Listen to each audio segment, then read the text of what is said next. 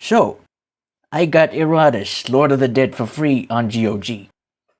It's a pretty nice game if you're into Darkest Dungeon type of stuff. In this game you play as a necromancer who managed to pop back into life because a bunch of miners thought it was a good idea to open a casket that has a lock on it. Since the goal of the game is to spread death and create a kingdom of undead, naturally humans won't be keen on letting you do this. But before you watch any further, I don't have the best method in this game, and it's just in more pain difficulty. But I had a blast in steamrolling through entire parties with the most boring minion in the game.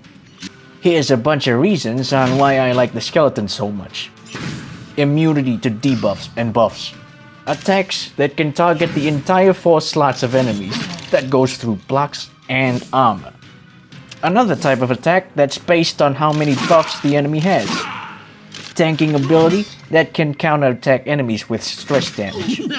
Wrath-based ability that can remove buffs from an entire enemy team that only costs 40 wrath.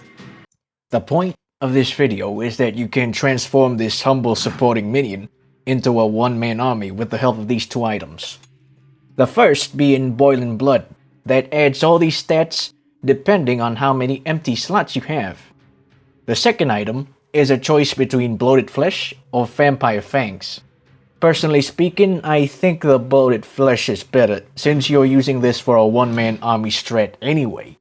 It would take at least 240 damage in a single turn, with the Vampire Fangs for the skeleton to recover 36 health that Bloated Flesh does for a solo build.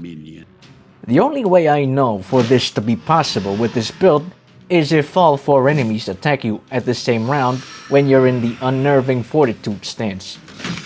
And that's assuming that all attacks even land, provided that the enemy is not immune to stress damage either.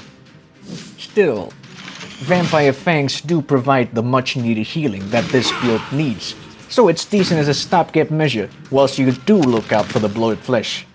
That's all you need really. I'm gonna go and try out this skeleton again and see up to what point that the build becomes unusable in more pain difficulty. I'll update you guys about it in the comment section. I hope you had fun watching this. And if you did, why not press that subscribe button? And as always, have a great time.